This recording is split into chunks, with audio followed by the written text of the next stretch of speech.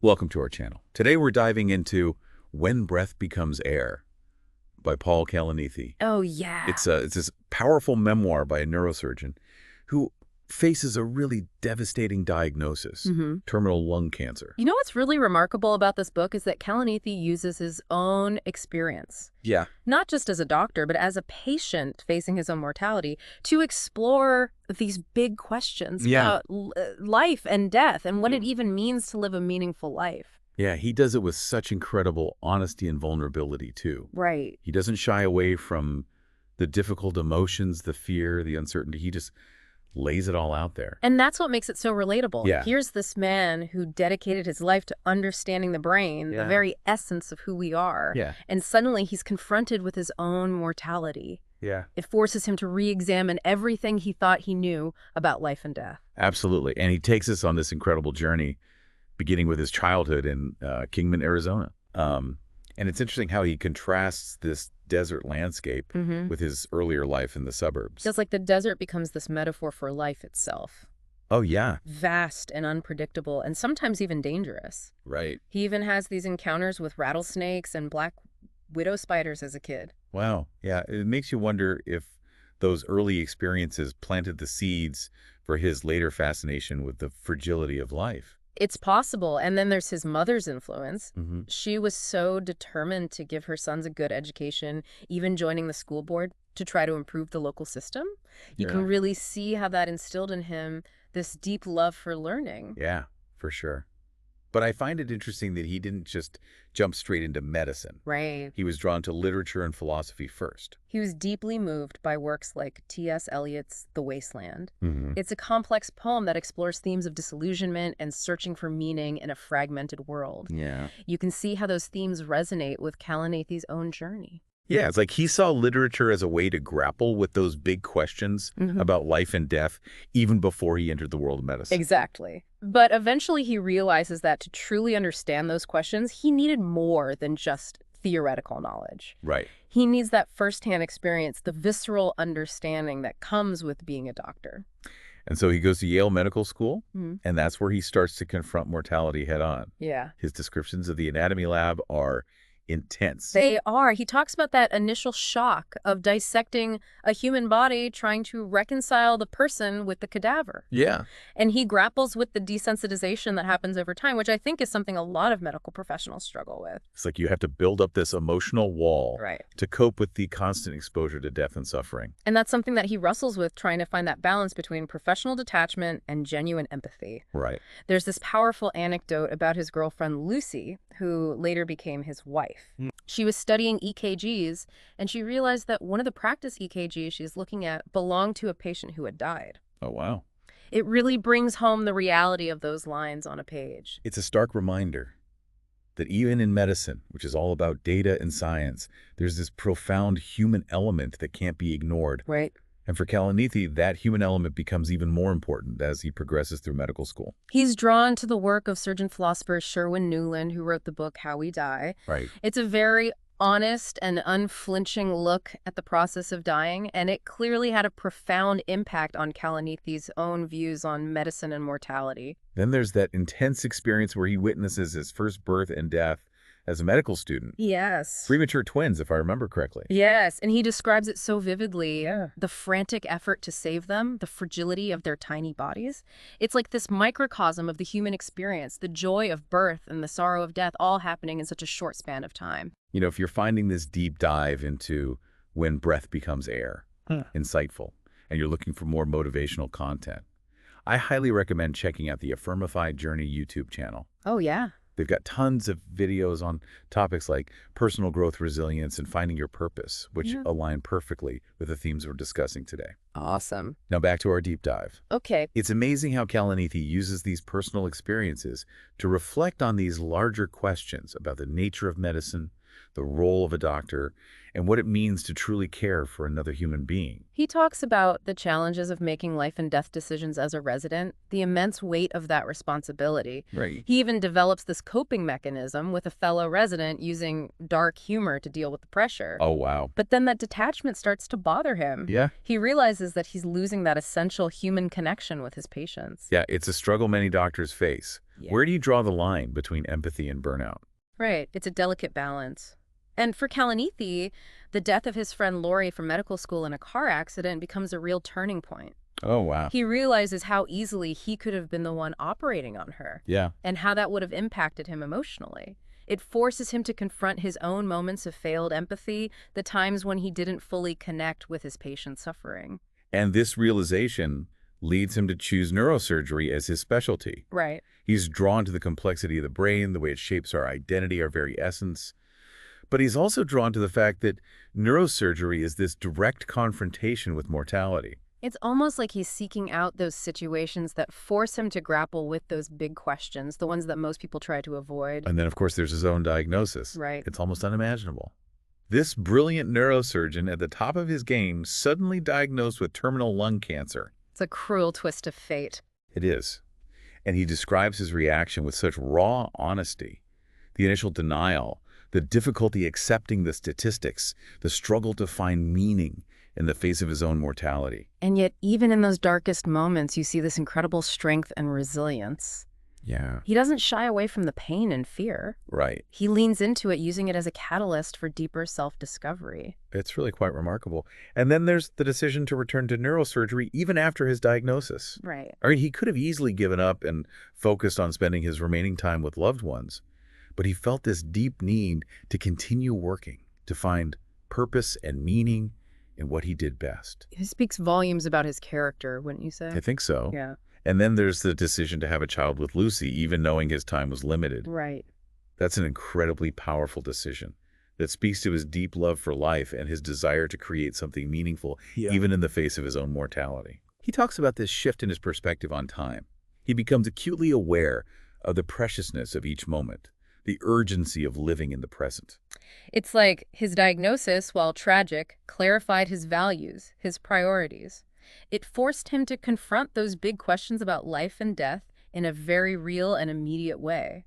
And in doing so, he discovers what truly matters to him. And it's all captured so beautifully in his writing. Right. It's clear he was such a gifted writer as well as a brilliant surgeon. He weaves together his personal experiences with philosophical reflections, medical insights, and literary references. Yeah. It's this unique and powerful blend that really pulls you in and makes you think. It certainly does. Yeah. So we've covered a lot of ground here. What stands out to you so far? What resonates? For me, it's Kalanithi's honesty and his willingness to be vulnerable. He doesn't shy away from those difficult emotions, the fear, the doubt, the grief. And by doing so, he creates space for us to explore our own feelings about mortality. I think for me, it's that idea that facing death doesn't diminish life's meaning, it clarifies it. He finds this deeper appreciation for life, for love, for the simple things. And that's a powerful message, one that I think we can all learn from. Even in the face of unimaginable suffering, there's still beauty and meaning to be found. Absolutely. Kalanithi's story reminds us that life is precious and that we should make the most of every moment. Well said.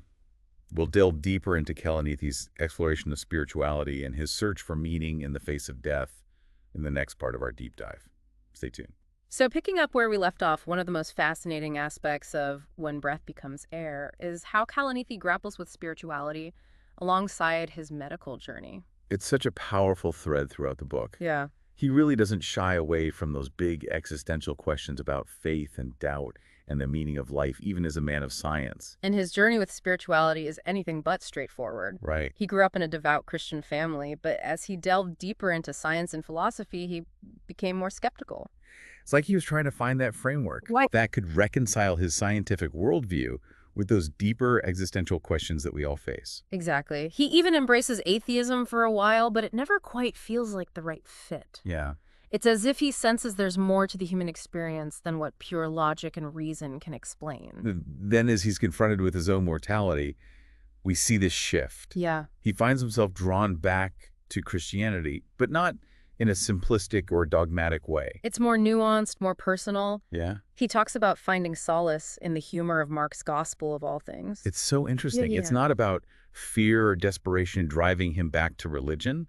It's more about rediscovering a sense of connection, a sense of something larger than himself. I think that's a really crucial point. Yeah. Kalanithi isn't advocating for blind faith or rejecting science. He's suggesting that both science and religion can offer valuable insights into the human condition. He talks about this concept of an ultimate truth that can't be fully grasped, but can be approached through different perspectives. Right. Whether it's through scientific inquiry, religious faith, or philosophical exploration. What I find so compelling is his humility.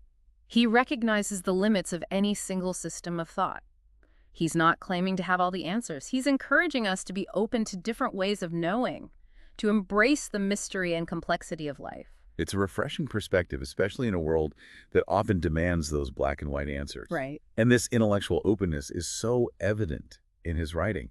He's constantly questioning, exploring, searching for deeper meaning. And it's not just an intellectual exercise for him. Right. This search for meaning becomes deeply personal as his illness progresses. Yeah. He's forced to confront some incredibly tough choices, particularly about how he wants to spend his remaining time. So we have this neurosurgeon facing his own mortality, revisiting his faith, and trying to make sense of it all. And in the midst of all this, he decides to return to work to the operating room. It's a remarkable decision. You see him pushing himself, both physically and mentally, to get back to what he loves, what gives him a sense of purpose. And he even performs a successful surgery, which is just incredible considering everything he's going through. It speaks to his resilience, his determination, his sheer will to live. But the reality is that the cancer continues to progress. Right. He has to face the fact that his time is running out. And this is where the book gets even more poignant. Right. He writes about the challenges of living with a terminal illness, the physical pain, the emotional turmoil, the gradual loss of independence. And yet, even as his body weakens, his spirit remains strong.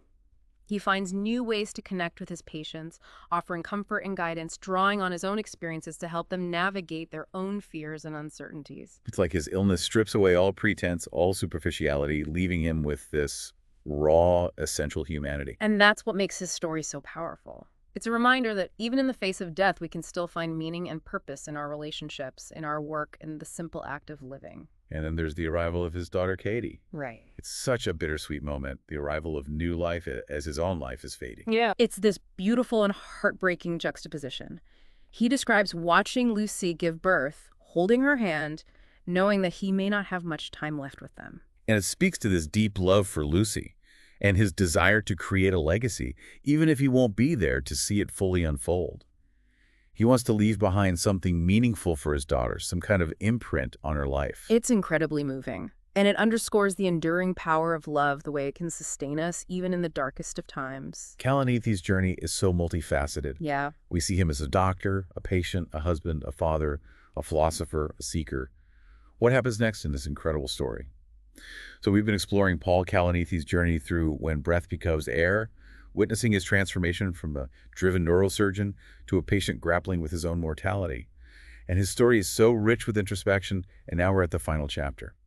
Where do things go from here? As Kalanithi's cancer progresses, he's forced to confront some of the toughest decisions anyone can face the surrounding end-of-life care. Yeah, it's a subject that many of us shy away from, but Kalanithi approaches it with the same honesty and courage that he brings to every other aspect of his story. He really stresses the importance of open and honest conversations with loved ones about these really difficult choices, making sure that his wishes are clear and understood.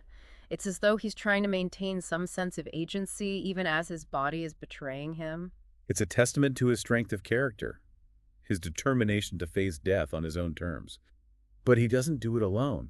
He finds immense support in his relationships, in the love of his family and friends. And he doesn't just accept his fate passively. Right. He actively seeks out ways to find meaning and purpose even as his time grows short.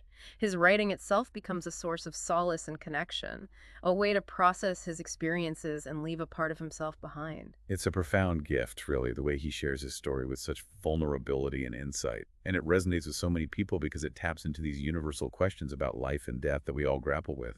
One of the most striking elements of this final chapter is his relationship with Lucy. Their love story is kind of woven throughout the book, but it becomes even more poignant as they face the reality of his declining health. Yeah, their bond deepens in the face of adversity, and it's a testament to the enduring power of love and human connection, even in the most difficult of circumstances. Lucy isn't just a bystander in his story, she's an active participant, a source of strength and support. And her epilogue to the book is just beautiful. It's a moving tribute to Paul and a reminder that love transcends death. The bonds that we forge in life continue to shape us, even after our loved ones are gone. It's truly a love story for the ages. Yeah. So we've journeyed with Paul through his medical training, his diagnosis, his spiritual exploration, his role as a patient, and his enduring love for Lucy. What happens in these final moments? Well, we see Paul make the difficult choice to prioritize comfort over aggressive treatment, a decision many people face when confronting a terminal illness. It's not easy, and as a doctor himself, he's acutely aware of the implications. He knows what's coming, and he meets it with remarkable courage. He even describes performing one last surgery, a spinal decompression, with incredible skill and precision. It's almost like a final act of defiance against the disease, a way of reclaiming his identity as a surgeon one last time. And then he turns his focus to spending his remaining time with Lucy and their newborn daughter, Caddy. There's such beauty in those simple moments, holding his child, reading to her, simply being present in her life. He finds a sense of peace in accepting his fate, in letting go of the need to control everything. He chooses to die surrounded by loved ones with dignity and grace. It's a powerful and moving ending to an incredible story, a reminder that even in death there can be a sense of peace and beauty. It's also a testament to the power of the human spirit to find strength and resilience, even in the face of unimaginable suffering. Paul's story is a gift that continues to inspire and challenge readers long after they finish the last page. Absolutely. It reminds us that life is precious and that we should savor each moment, embrace our loved ones, pursue our passions, and find meaning and purpose in our lives, however long they may be. His journey underscores that the meaning we find isn't about avoiding suffering, but about embracing the full spectrum of human experience. The joy, the sorrow, the love, and the loss. It's a reminder to ask ourselves those important questions. What do we truly value? How do we want to spend our time? What legacy do we want to leave behind? Those are profound questions, and Kalanithi's story encourages us to find our own answers. If you're looking to further explore these themes and delve into other enriching topics, I highly recommend checking out lingopediamagazine.com. They have a fantastic selection of courses and ebooks that can expand your knowledge and understanding of the world around you. So we've reached the end of our deep dive into When Breath Becomes Air. It's been an emotional journey filled with profound insights. What are your final thoughts? What did this book leave you with? Well, it's a reminder that even when breath becomes air, the impact of a life well lived continues to resonate. Kalanithi's story challenges us to live intentionally, to embrace the present moment, and to find meaning in our own unique journeys. Beautifully put. And for our listeners, what questions does this deep dive raise for you about life, purpose, and mortality? Share your thoughts in the comments below. And don't forget to subscribe, share, and like this podcast. Until next time, keep diving deep.